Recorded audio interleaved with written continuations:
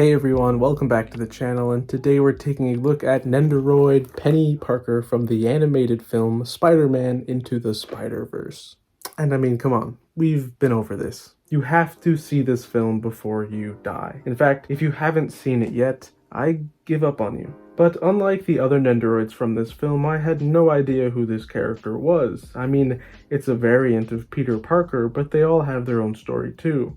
In short, from the good old wiki, Penny Parker was only 9 when her father died piloting the Spider suit. She was informed by her Uncle Ben and Aunt May that she was the only person able to carry on the project, and accepted the responsibility, allowing the radioactive spider that formed the other half of the Spider CPU to bite her. And that sounds a little familiar.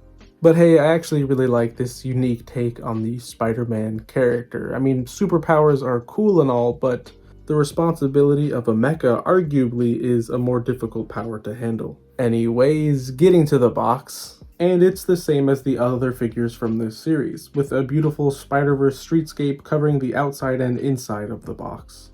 Just wonderful, if not already done. Getting to the figure, and, well, there's actually 2 figures in this DX version, but we'll start with Penny. And this Nendoroid is absolutely adorable, which speaks to the amazing character design from the film. On the surface, she is a schoolgirl, but her skirt has an electric neon blue plaid design as well as a vibrant magenta chevron on her sweater. On the darker colors, these pop. Her knee socks also have intricate line details on them, as well as the cutest school shoes I've ever seen. Getting to her head, and the short hair is really cute as well. I like the kind of layered effect going on here, as well as some shading, which is pretty standard.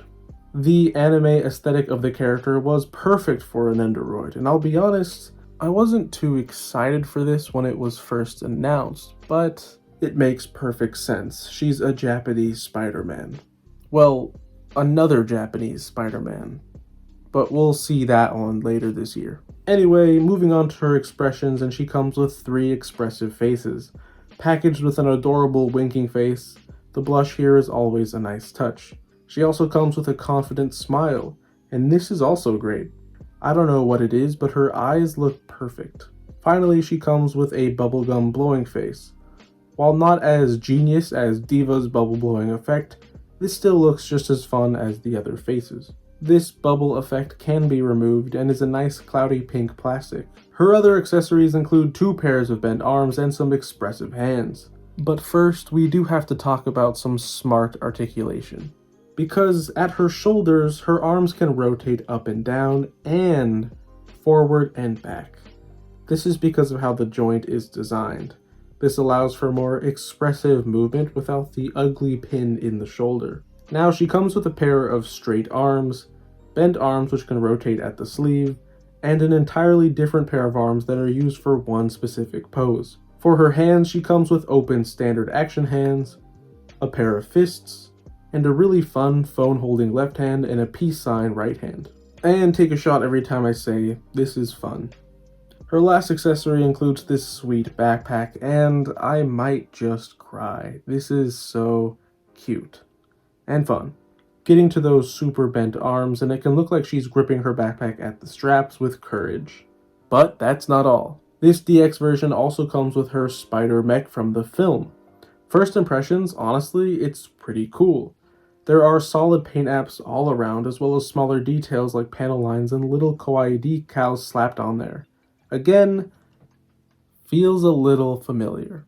So this thing looks great, but it's a little hollow, and it's not the end of the world, but I think it is noticeable. Getting to his face, and the mecha has menacing eyes that look like a Pokemon you're not allowed to see. We can easily pop this off and replace it with a much cuter, happy robot face. I prefer this one, but unfortunately there are some scratch marks on mine, and this was right out of the box. I'll chalk it up to battle damage, but it should be noted. One last thing about this guy is that his articulation is pretty interesting. With beautiful clear blue Nendoroid joints, haven't seen those, the robot can move in pretty much all direction, but it's a bit weird. You can easily get this mecha into some strange poses that don't feel as natural. Overall though, it's pretty good. Finally, this Nendoroid comes with 2 Nendoroid bases, 2 Nendoroid support arms, and 2 extra neck pegs just in case yours breaks. So, all in all, this DX feels like a DX. Compare this to that Star-Lord Nendoroid and this blows it out of the water. At first, I was a little thrown off by the fact that you had to buy the DX to get the Spider Mecha, but now that I have him in hand, the size and quality justify that extra bit of money. Also, this figure is going to look fantastic in a display. It's just so unique. And can I recommend it? Well, surprisingly, Penny is the star of the show here, when I was more excited to look at the mecha. Unlike that dumb Sentinel figure that's coming out, Penny was actually given some spotlight, and I really appreciate that. I mean, that Sentinel Penny figure is just a statue. It's really lame.